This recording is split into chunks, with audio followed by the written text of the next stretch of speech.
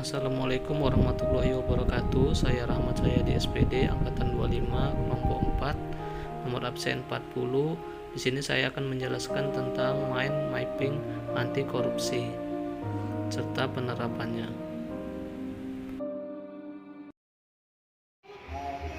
Berikut ini akan saya tampilkan mind mapping saya mengenai tentang anti korupsi. Pembahasan mapping saya kali ini mengangkat tema anti korupsi, di mana terdiri dari 4 unsur, yaitu yang pertama, pengertian korupsi; yang kedua, prinsip-prinsip anti korupsi; yang ketiga, faktor penyebab korupsi; yang keempat, bentuk-bentuk korupsi. Kemudian pembahasan yang pertama yaitu tentang pengertian korupsi.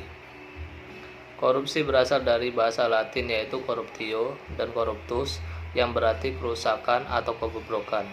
Dalam bahasa Yunani, corruptio yaitu perbuatan yang tidak baik, buruk, curang, dapat disuap, tidak bermoral, menyimpang dari kesucian, melanggar norma-norma agama, material, mental, dan umum.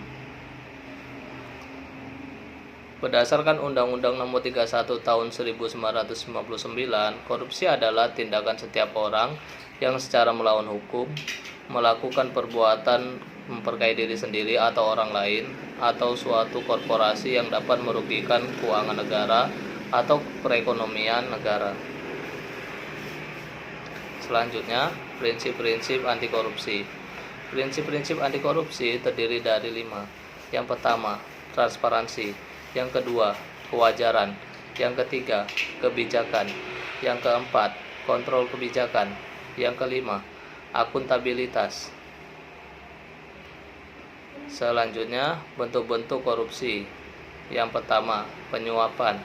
Penyuapan merupakan sebuah bentuk perbuatan kriminal yang melibatkan sejumlah pemberian kepada seseorang dengan maksud agar penerima pemberian tersebut mengubah perilaku sedemikian rupa sehingga bertentangan dengan tugas dan tanggung jawab, yang dapat berbentuk uang, bujukan, hak-hak istimewa, atau berupa barang yang berharga. Contoh dari penyuapan adalah ketika seorang pengendara sepeda motor ditilang karena melanggar lalu lintas, lalu ia menyuap petugas polisi agar terhindar dari pengadilan.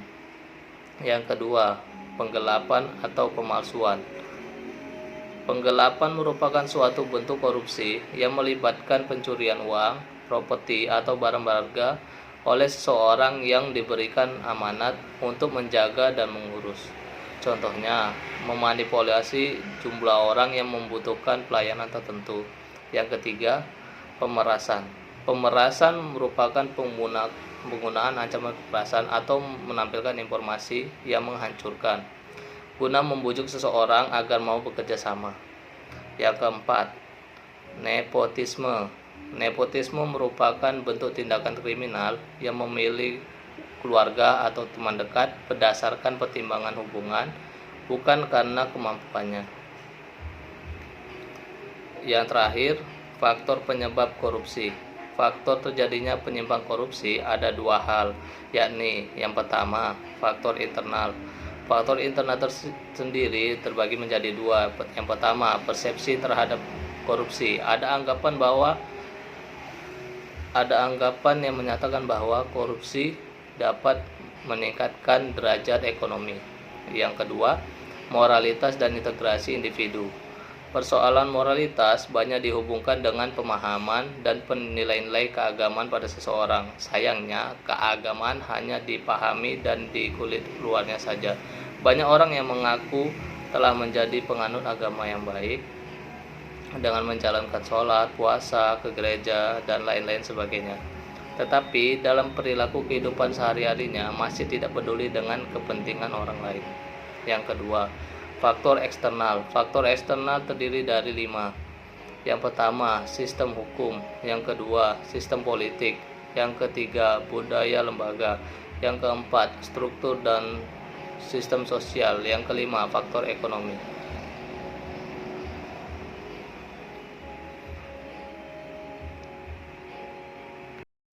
Kemudian selanjutnya penerapan di unit kerja. Yang pertama, berkata jujur. Berani berkata jujur karena kejujuran adalah modal utama agar kita terhindar dari praktik anti korupsi. Kedua,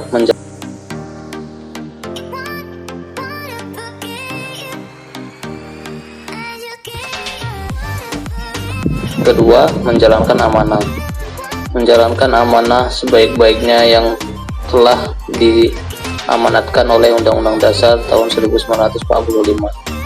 Kemudian yang